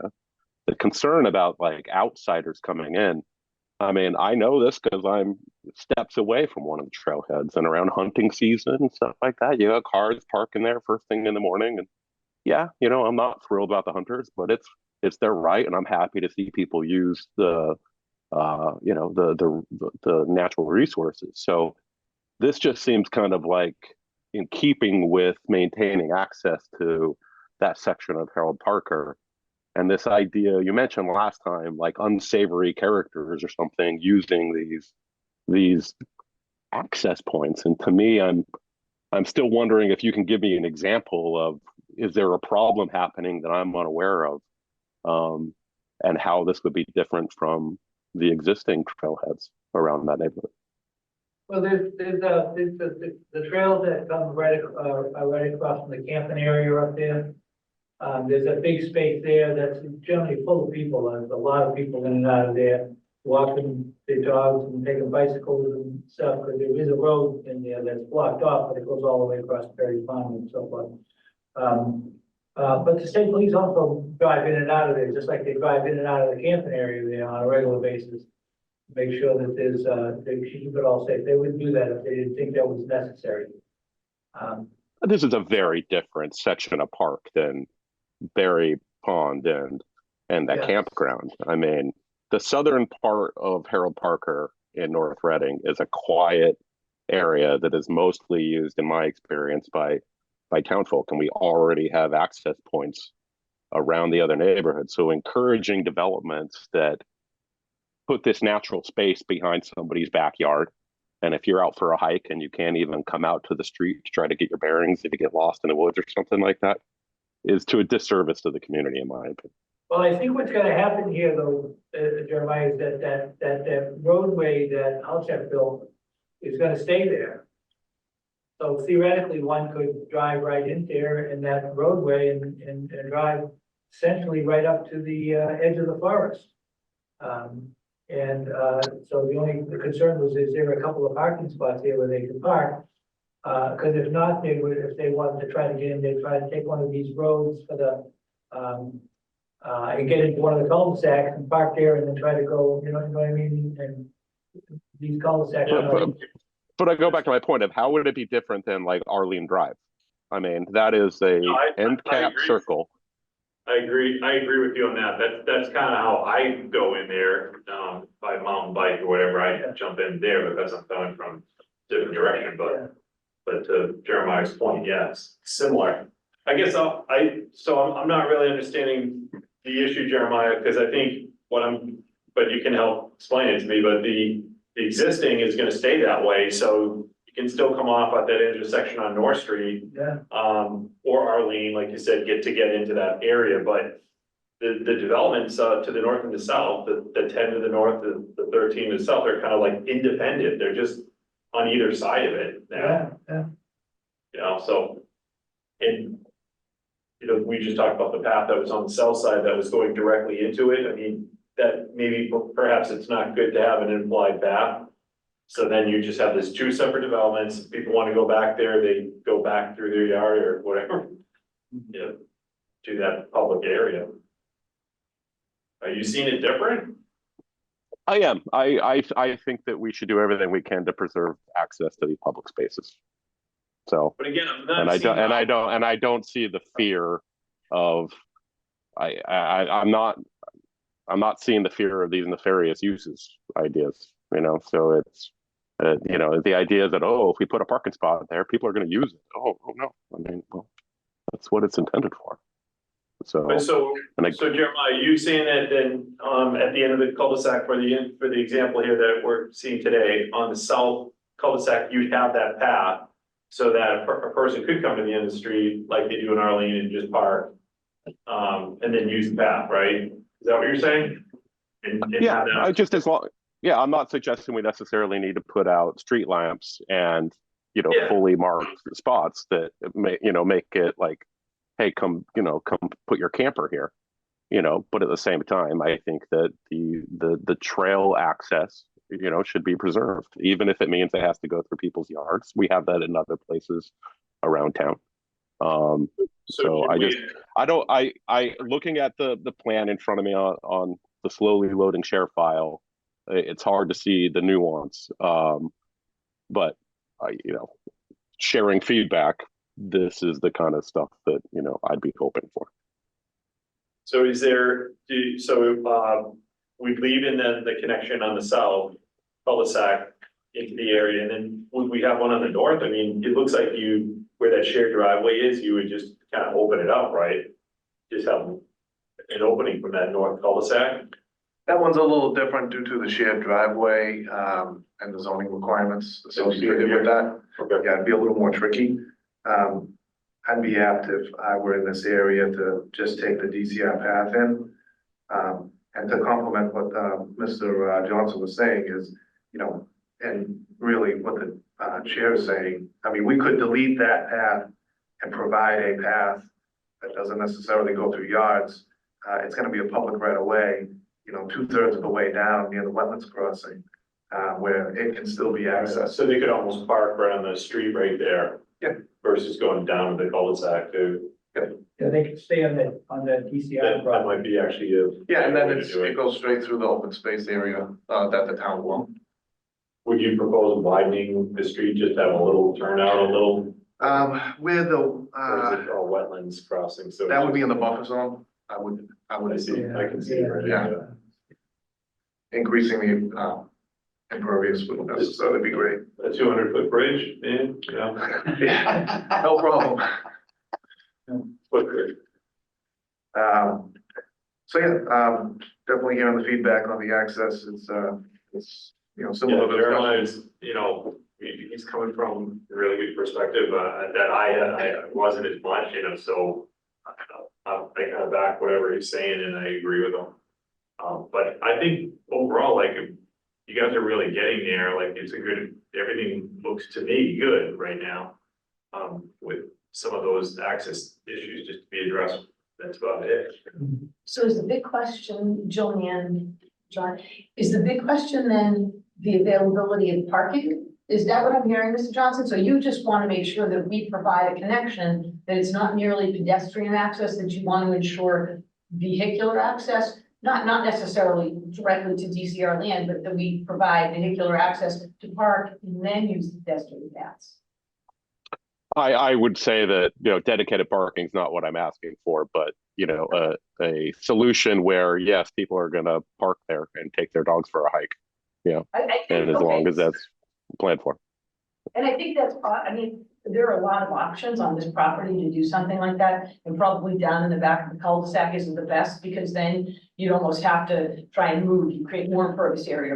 And in large, you don't want to have a big cul-de-sac, so maybe doing it at that shared location. And then also, I know that the DCR access point, there may be a gate, John, can you show them where the gate is? Because people can park and drive yeah, up and then park. Like a chain across there, right? And they Yeah. do park on that DCF area, so there is a Yeah, lot you of see different it. It's all like alternatives. We stone can area, right? probably- Yeah. and I just wanted to make sure we knew what the question, what the whole one was. You just have to make sure we have like a couple parking spaces somewhere, and you can do it on gravel. Perfect. Which you should do, so you can have impervious area versus, some sort of pavement. Yeah, No, ultimately, these you're paper streets are for fire access, so that's why it's chained off, so the fire department can get back there if needed, Yeah. but they don't want, everybody and their mother back there. Yeah, that makes sense. There were two houses on there, that existing houses that are there, right? Yeah, so there's two houses that use, the DCR, right away for, access cars. So is the chain past those two houses? Yes, Yeah.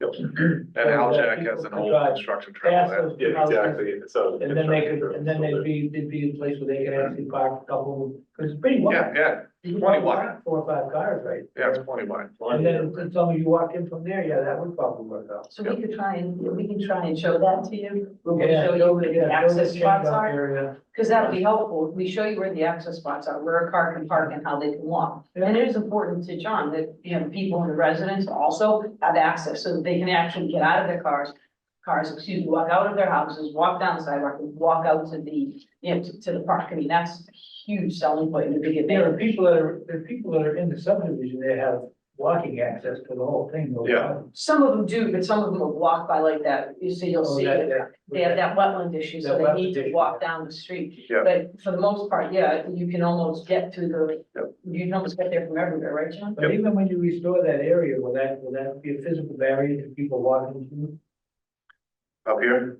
No, down where you gotta fix the wetland. Where the, Oh, this, yeah, it's gonna be a restored wetland, so you wouldn't necessarily walk through and come this way, you would just walk in. Yeah, but I mean, for the people on the northern side of that. On the northern side, yeah, I mean, you could get through here, it's not terribly wet per se, you could get through it. I mean, perhaps what we need to do, and I don't think it's very expensive, is provide, almost park-like map, just showing these are the access points and. Yeah, just like a locus. Yeah, let everybody get familiar, so if they come up to that point, Yeah, Oh, on the that's southern side. Those covered kiosk things. Yeah, Not quite, I don't think, that big, but with the one though, Jill, that's at a little bit of an angle. Yeah, I would like that. A low one, yeah, maybe not really too big, I don't think the neighbors wanna No, but sometimes it's nice to have those directional maps, because then. Well, Yeah. think about it, you would also. yeah, it's give it the- graphical, they see it. But it would also give you the opportunity to, put a little note saying, much of this property is privately owned, please respect the owner. Yep, you can show a big red enter here,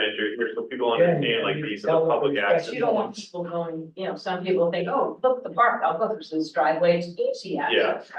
Yeah, We actually have a sign guy, Dave, he can help us. yeah. Yeah, so, you might want to think about that, put in a little marker there, when it says, it says, please, this is which way you lead, respect the property. Trail entrance here. Yeah. Yeah, yeah. And that was all everybody's thought. There's good No, I connection just right there. was, That's all I'm looking good. at the same thing here.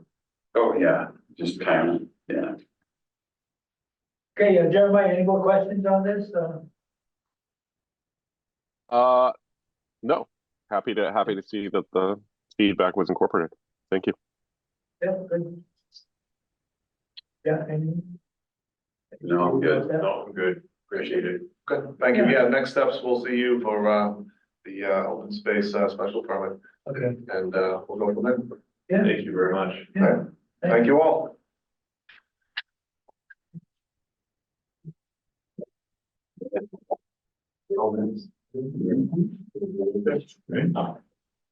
Yeah, well,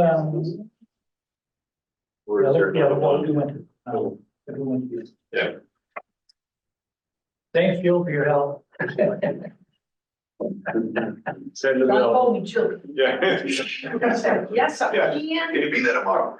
All Yeah. right, thank you very much. All right, I'll see you. Have a Merry All Christmas. right. Good luck with the boys tomorrow. Thank you. There's 2 boys having tonsillectomies tomorrow. Wait, who? John Holbrook, his 2 boys, 6 and 8, they both need tonsillectomies tomorrow. They're Oh. getting them done. Merry Christmas. I just said the same thing. What? Bye, No, Adrian. no. You got Richardson. Yeah, On the oven around. okay, 66, Winter Street. Guess who? So Jill Nairn here on behalf of Sinar, Ed Spitty is here this evening. The reason we're here is just a clarification. So when we originally came to you and presented the project, we presented it as we're gonna do a 6,000 square foot addition on the existing building, and it is. The issue was, we have to take down the skin of the building, the roof of the building, because you're driven by that thing, it's dilapidated. And that was always the intent, but we truly did not explain it to you properly, because Danielle made it abundantly clear, look, we thought you were doing in addition, so you were renovating, and we are, but the renovation means brand new skin, brand new roof, brand new structural supports. We're gonna However, use the existing footing. exact, the footing, by the way, the whole foundation, I mean, all of that is remaining. So, Danielle asked us to come here and explain the situation. And then obviously, I believe, like I've read and reread the decision, looked at the plans. I believe that it's incorporated, but I wanted you to understand exactly why we're back here and that, there was we didn't change our plan, midstream. It had always been the intention to do exactly that. And if the board desires to have a minor modification, we can do that. Although I don't know. Yeah, I think it would just be, verbal, or the board can say, now the plans are shown and the decision are sufficient to provide the protections, because we have to build the building exactly like we showed in the renderings. The footings and the foundation are there. Danielle, I don't know, can maybe a memo of understanding or something, is there something we can do? I don't even know if we need to. I think that, you know, the fact that we came here, just because, in order to ensure the board that that's what's being done. Because the point is, when I see Mr. Rudolph's looking, you can see where we have, you know, the foundation is staying. And it's an odd thing, so it's like an L, and then you have the addition kind of looping in there. So, I mean, I can definitely write something for you, or you can just actually include my letter in your file. I was kind of thinking that the letter, but I did write something. submitted, but it depends how much detail you want. I don't know if you feel that the letter that was submitted would be sufficient to confirm what's being done, or. I think if you asked somebody to just glance at it and say, what are they gonna do? They'd say they're gonna tear the whole thing down. That would be their gut response to it. So the fact that it wasn't done that way would probably be surprising to somebody who just looked at this project and said, yeah, this all be torn down and all new. Right, subject to though maintaining those footings and foundation. Yeah, except those are details that might not immediately come to somebody's mind when they read through it. Right. Unless they knew the code, unless they knew the law, so.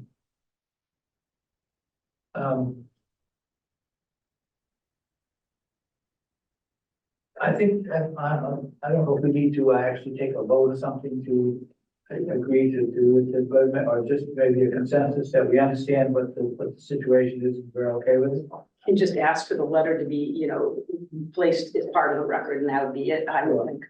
If that works for you, then I don't see any issue with that. I don't know how if that's a Just consideration. have to let the building inspector know what what I said, that we're okay with the fact that with the tear down and just use the foundation, so. Is the existing slab though in place right now, or was that? Yes. all right? yes. Oh, no. It was always the intention, Yeah, to use the footings, foundation and slab. That's the thing, is it literally is, if you go there, it's like they lifted anything above grade up, threw it out, and everything below stayed. Are you okay with that, Jim? See a problem with it, I mean, David? yeah, initially, when I was alerted, like the building was demoed, I'll be honest, I was like, what are they doing? That's not the way. So that's why we wanted to explain. And that's But why, at the same rate, like, and I think we all kind of share the same opinion here. It's not a historic or great building, and I totally see Other than being in the movie. taking it down, Yeah, so. well, After I get that all the time. I kind of like it, and I think where I was just initially just concerned was, I don't, like, it's not a precedent we want set where people represent, we're gonna save a building, and then heaven forbid it was a more important building, and then whoops, we demoed it, you know what I mean? And that's why I just wanted to make sure we step back and say, did we do this right? Did we see this differently? Cause I have to be honest, and I look at plans all the time. I thought that building was staying down. I didn't know how you were gonna do it. That was up to you guys. I thought you were gonna maybe use some of the structural steel. Sometimes a lot, as you know, these buildings, the skin's terrible. You take that off and you have actually a decent steel package. But the roof lines are different. Exactly. I thought that's your problem, but I thought the building was staying. That's all. But in the end though, I'm cool. You know what I mean? Like, We just didn't go. you through guys, this. we wanna have a good business in town. It'll improve the view from the street, the curb appeal, I so. hope so, yes. Trust me, I'm all on board with it. It was just an initial reaction like, whoa. but that's honestly why we wanted to come back to make sure. Jeremiah, do you have any comments or questions on this? Are you okay with it? Yeah, I'm fine with it. Okay, thank you. Yeah, I am too, so I think you got your consensus there, so. Yeah, you don't need any. yeah, no, I, when we first talked about this and you guys came in, when we were looking at the plans and how stuff, I'm looking at it like, oh yeah, that's a tear down, like, I kind of assumed that was kind I of, assumed and it's so funny how we can just, Well, I think But- Council did the beginning saying that if the average person looked at it, they'd assume it was a tear down. yeah, I listened and I watched and I'm like, oh, the building's gonna look great and everything before. When I read all the Right. notes and everything, and that's when I realized that there was something in there that might not have needed to be in there, so. Yeah. So, I guess. We're good. It's I not guess my only comment would be. Even that if there was a should no tell problem on it, Jerry it's that- fine. Make sure, Jerry, put the letter, do the letter, put the letter in the file, make sure Jerry knows that that we're okay with it. I will let Jerry know, he was waiting to hear from me, so, we'll have the letter that, Attorney Mann submitted incorporated to the file, we'll have the minutes note that the CPC came to a consensus. This was, you know, acceptable explanation, and then we'll have the as-built plan at the end that. Yes. The as-built. Yeah, and we'll show the exact. And there you be. I'll email you, I'm emailing you right now. Thank you. So- Well, thank you very much. Thank you very much. Have a Merry Christmas and a Happy New Year. I don't speak to you next year.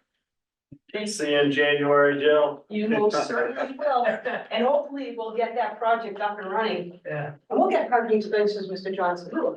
Take care. See ya. Thank you, thank you. Bye-bye. Thank you. Bye, Danielle, see you, good luck tomorrow. with your Oh, daughter. thank you. Okay,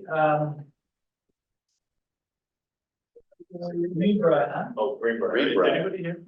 Or No, we just need so to, this is kind of a funny thing, it's not really in front of us for a site plan review, because the time that this whole site was approved, it was the ZBA that did these, Yeah, so. It right here. wouldn't really come to us at all, but, you know, Jerry has been in conversation with the engineer who's doing this work, and, who is doing it, by the way? um, Is it like a local or? I don't know. It's okay, it's okay. I read your memo on It it. might be on the sheet there that he submitted. Oh, yeah, like it's on the mock-up. Yeah, I saw Yeah. that. Yeah. Well, one of the reasons I think that Jerry wanted us to look at it is because the building is substantial compared to the little block house that's there right now. So what else are they putting in there? It's to cover up the treatment Yeah, plant, if really. Warren, if you go Yeah, it to the looks area, like if you shit. go to the aerials, you come down, you're seeing the open sewer system, you know, the sewer Yeah. treatment. With this building, it's a Butler building that covers it all up. Yeah. Now, could you pick apart, like I saw the mock-up and it just shows a very simple kind of color to match those earth tones, you know, of the. Yeah. So I get it, but there, you could make an argument like you'd like to improve the aesthetics, at least, even if it's just the face to 28. You know, That's maybe masonry, I don't know, so I don't speak for the board, but I do see the benefit of what they're doing. As well. Yeah, and I think Jerry does too, I just think Jerry wants us to, you know, cause it is a good sized building. Yeah. But, He just like some feedback, yes, it's right there on Main Street, it's very visible, it's, you know, it's large, Yeah. and he wouldn't mind hearing a little feedback, and the applicant was fine with that too, with me coming here and showing you the rendering and asking if you had. So did you want to paint some camouflage? oh, yeah, no, it's not that, I think did you see are you looking at the image? No, I know, it's because Okay. it's all tan. The only thing I would say, and it's really, I like Jerry's like just cautionary, like, let's, you know, pump the brakes a little, is it's a mock-up, and so it's really not like, it's not letting me really see, because it's an interpretation of scale a little bit, so it could, you know, and Jerry's intuitive here, it could be way bigger than it's looking in that mock-up, and then we will be like, oh. And that's, I think we should just have them do a little bit of a better like elevation, like exactly how many, like, give us the elevation of how many feet this thing really is. And I think that's just a fair way of doing it, and then we'll give some feedback, but overall, like, I get it. Yeah, Totally. they're trying to cover something really hideous. So Warren, you're more the expert here, so does that, like, being open air, does it reek? Is it like constantly just podcasting to everybody, or? Well, yeah, I mean, well, it depends on if it's working right, it won't have too much. Yeah. It'll have a. Yeah, bios or, it'll yeah. oxidate there. So is But if it's covered, It's out of balance, that's why you have to have an operator for us, like that, you have to keep the pH, keep it in balance. right, So that. so you don't get that, I'm sure the people call right away when it But it is. seems to me that if you try to capture all that, there's certain levels of methane and stuff that's gonna come out of Yeah, it's there. an interesting, And you're gonna have that, it's gonna have it captured inside a building, well, there's a reason they had it open air in the first place. yeah, so Danielle, ask about that. I don't know. Ventilation, like, They're gonna have ventilation fans. I don't know, just like you said, like, how do you ventilate, and then What's- that's more concentrated when you And do there's a that, ventilation fan gonna be on the side of the building, Yeah. making a bunch of noise. right at the pizza place. We just don't know enough about the whole thing to make a decision. So it's interesting, when you have a confined space and you have methane. Yeah. Very dangerous. I know, that's what I'm saying. So, well, yeah, so there are all sorts of ways to monitor and to watch those levels and, Oh, yeah. and so. And we have a flame going like at the dump where they have the caps with the seven flame going. You know what you can do like they, in the plant, where they access, they just burn it off right on Main Street. That's what I'm Big saying. fire. You just have a little flame. Sort of along the same line. We'll leave the lights on. Some of the guys in Deepwell helped and everything. So that's what- Glad we got rid of this smell. He's With the down crowd. side where Yeah, good idea. Deepwell, and he let little, go, unfortunately, the guy's back in the game directly at the full gas man monitor. Oh, no. And it shut it off, and they evacuated. So, I mean, Oh, so it's actually that important. Warren's our technical advisor on whatever. I think with the picture. I'm just aesthetic, that's how I don't know how these things run and stuff. So I'm assuming that if we're just being asked about the aesthetics of it, yeah, it looks like a big deer in the woods. I mean, you know, it's a right, nice tan color. I mean, you know, the earth tones, like you said. So is that okay? I guess my question would be more along the lines of what is there any other impacts? So we're gonna get a call saying that fan runs all day long and it sounds like an airplane taking off and we have to listen to it day and night. Is that what we're gonna have, or because it's gotta be ventilated somehow, because you can't capture all that? So aesthetics, did you look at the two photos and like, yeah, so aesthetically, it's not like horrible looking, right? No, it's just a box. But right, I understand that, but is there another way aesthetically other than what's proposed? Yeah. To skirt it or Yeah. just to try? I don't know, can we Because- see, we won't see on one side. Well, there'll be, Top, there'll obviously be 3-4 garage doors or whatever for access or something like that, which again gets back to the quick request for Danielle, just get some elevations. But, I think that's huge. but I think too, we do have to take another little step back and say like, because, and we'll see how things go with the sewer, but I mean, if this is kind of, and these are existing, these are plans that people need to maintain or redo. But like, what are we setting a precedent by just letting a butler, you know, encapsulate like an envelope, a butler building kind of envelope be the precedent for a treatment package place? Or do we want to kind of up the game a little bit if you're on 28? And I don't mean the whole building, but at least the 28 base maybe, you know? So I don't know, you know, it's just something. So I would say, and I would say at this point, I'd like to have Joe look at it, Okay, because he's the one that will know. Just say, can you just take a quick look at what they're doing here and tell us that it's okay? Because I don't think we have any problem with the aesthetic, with the color or anything like that. Yeah, You want a not red roof or what? As long as it's not like 25 feet high. Yeah, well, it looks a little bit tall. Well, Well, so that's what I mean, because it's just gonna look. if you can ask Joe to take a look and at the plan and make sure that he doesn't see anything wrong, because he understands the stuff just very well versed. So a lot of super that, so. You'll know if that's, if what they're doing, and then the elevations, then go look at it, you'll know. all- Then you know what's there now, so you kind of know what it would look like, you know. Oh, I think that's the answer right there. Good deal. great, I can follow up at the next meeting then, so you can see, or whenever it is that we receive an update. Jeremiah, any comments on this one? No. Okay, just want to keep in the loop, thanks. Do you want me to do the minutes? Just motion that, Yeah, sure, we can do that. okay? Mr. Chairman, I move the CPC approved the minutes recorded November 21st, 2023. Have a Second. motion, have a second? Have a Second. Okay, any, changes or additions? Hearing none, all in favor, Jeremiah, how say you? Aye. And Jeff? Aye. Okay, aye, myself, aye. 4 in favor, no opposed, Brian is not with us this evening. Okay. Yeah. Is that So- the rest of it then? No, That's all business. 157. Oh, you're right, sorry, yeah, oh, good, yeah. So, keep it track. Well, this one can actually be pretty brief, because I think the best thing to do maybe would be to invite the neighbors in to give us some comment and maybe have kind of a workshop style discussion about this. I know that we said that we were gonna be focusing on one property at a time, so we don't have to do it immediately if we're not ready to do it, but I'm sorry, I should say for the affordable housing overlay district properties that we're looking to dispose of. But Luke Roy finished the plan, gave it to me and just said, where do you want me to put the line for the A&R? And I think that that might be something that would be just worth having a workshop discussion. Contact the neighbors who were concerned about it in the first place and just seeing what they might be comfortable with. So the A and R you're talking about is to separate the majority of the wetlands from the buildable lot. Yes, Yeah. and then take that part that's That- not buildable and Give it permanently. to conservation.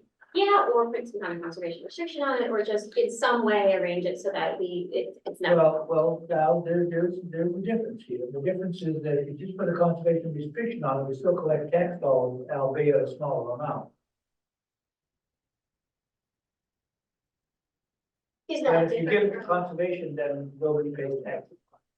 True, I mean, I'm going to guess it's a very, very small Well, amount. there's a distinction there, and you don't hear it from me. Dig out that money, buddy. Huh? Dig out that money. Yeah. I'm just saying. I know, I agree. All right, Sure, yeah, I mean, I trying think to cover all the bases. Yeah. I agree. however we want to do it, I think that would be fine. So, anyway, find out what the intent is.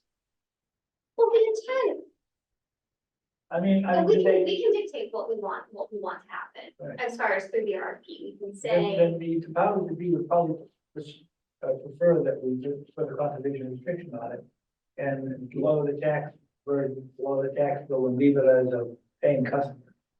We could do that. Although the town owns it, so I don't know that anyone's really paying taxes on it. Oh, okay, I thought it was part of that other piece. So Okay. the town owns the whole thing.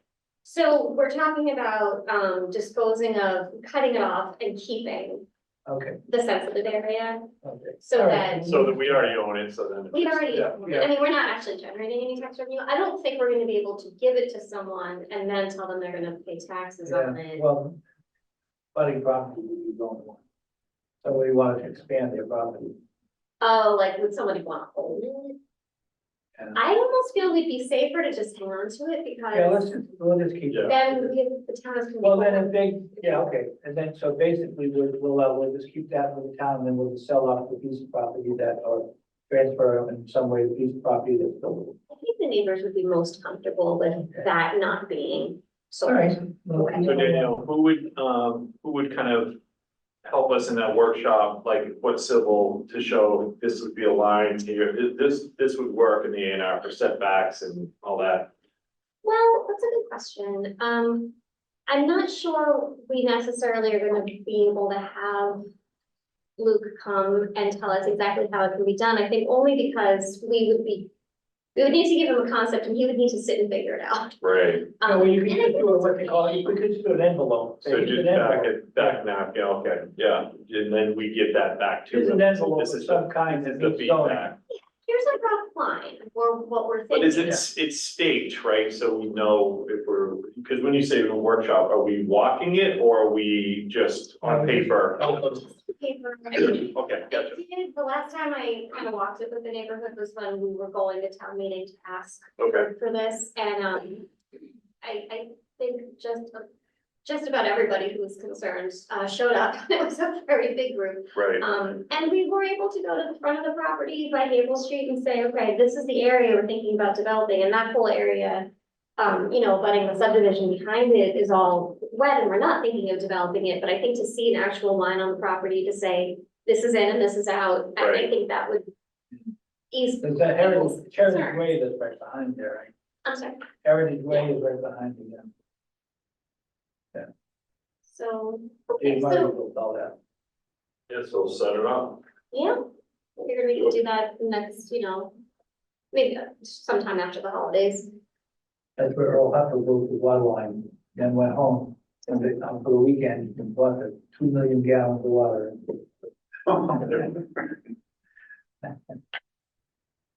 We've had some fun times.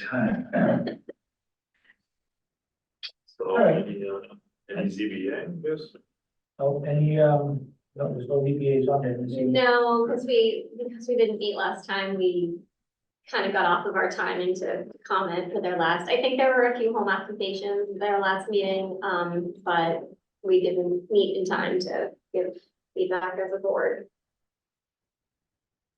So nothing for this coming.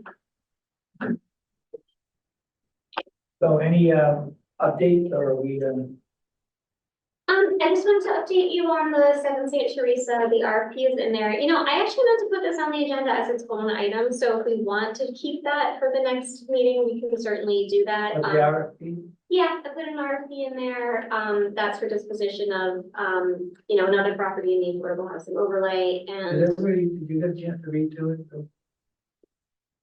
Very briefly, Yeah. last week.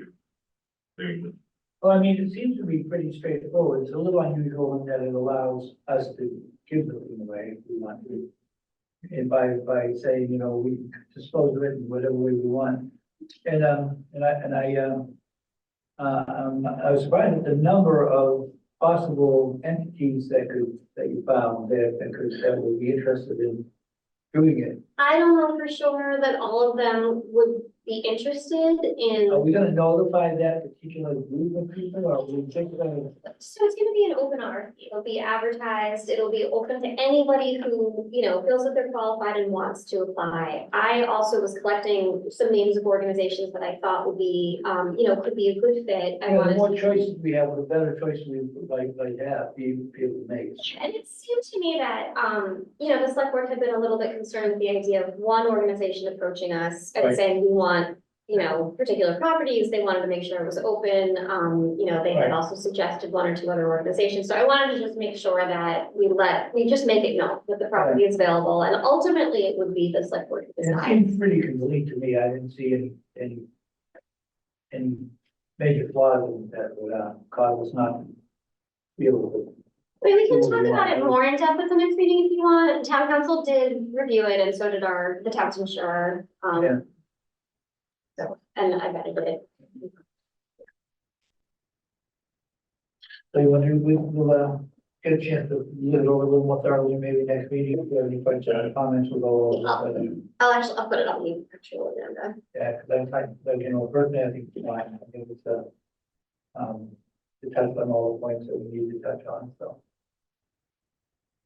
And it gave us the pretty open capability to make a decision. The decision that we make may not be as popular with other boards, because we're interested in helping people and providing this housing, and they're very interested in how much money is it gonna come through the door, you know, and I'm not sure. You know, but if you're gonna try to provide affordable housing, the cost of building, you're almost gonna have to take in a little, you know, and the town has something to kick in, a little piece of land. That's probably what we had in mind. This town helped out, so that we could have, so we can do our part. I mean, you know, we're a very lucky community to have what we have, and, should share a little bit. Good. Okay, so read through it and we'll discuss it next week. Okay. Okay. With that, we leave then.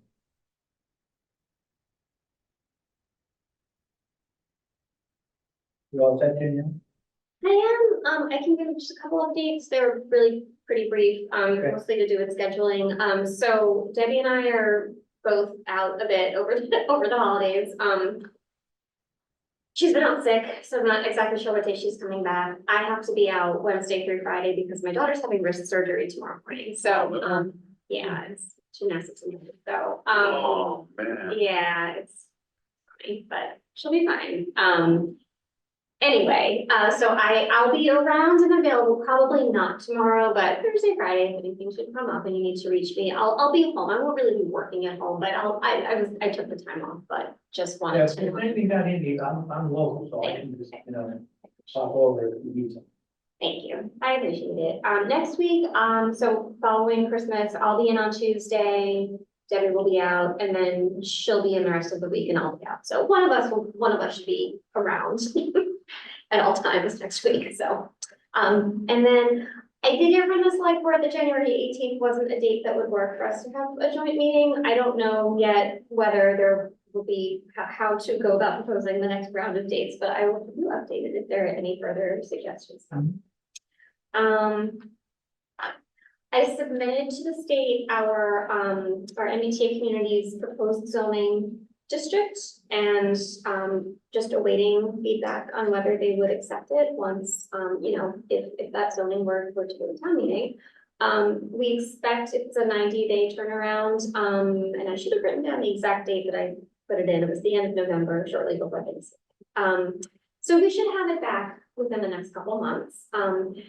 We could plan a community meeting before that time, just to kind of inform people about, what we've asked for. We could wait for the feedback, and then we'd be getting up a little bit closer to town meeting, but, we could do that either way. And if you want to wait a few weeks and then make a decision, I thought maybe having one public meeting about it might be sufficient before going through the actual process of, doing the public hearing for the zoning.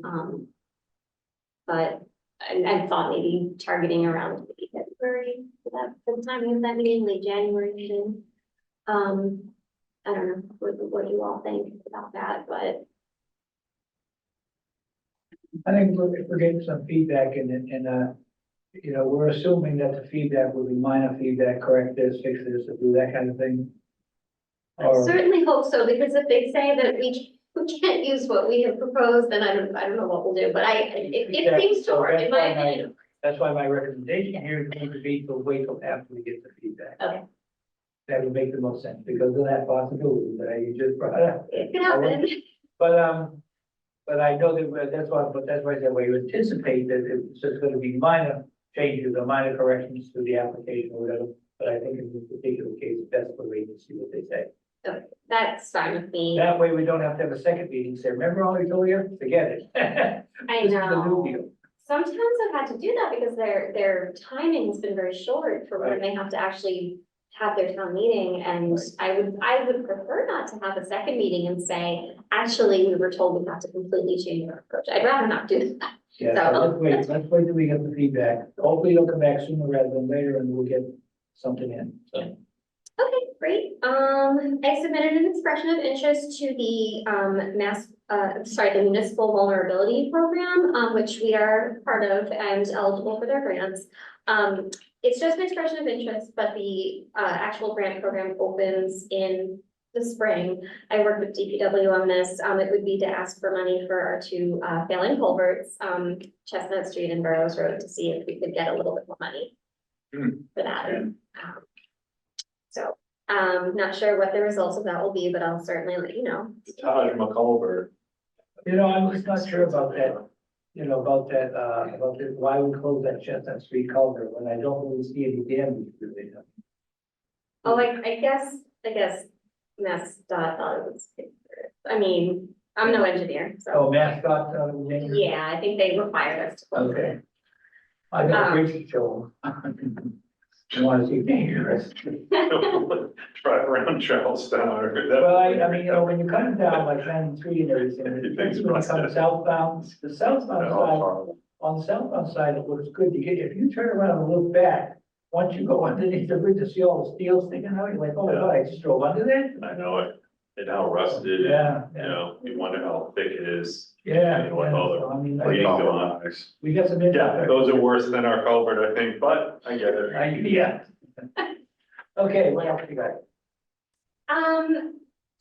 There's kind of an ongoing study looking at, the Swan Pond area for, new, trailheads, which is being, managed by the Forest Committee, and I've been invited to go to their meetings, and so far they've had two, and it's interesting. They've hired a consultant to try to figure out what some of the recommendations could be for, just increasing some access to that area, making it a little bit more available. Town. Yeah, all the town on the land. Like use. proposing new trailhead or just improving the trail? I think a little bit of both, and maybe targeting, they're evaluating what's there, and they're, maybe trying to figure out if that's the best places for trails, if they could be improved, how they could be improved, making them reasonably accessible. They're not gonna be ADA compliant because they're not gonna be paved because they're across the woods, but, And where are they gonna, once they improve this trailhead, where are the people gonna park? At the end of Swan Pond Road, or the paved area of Swan Pond Road up there and fill that cul-de-sac?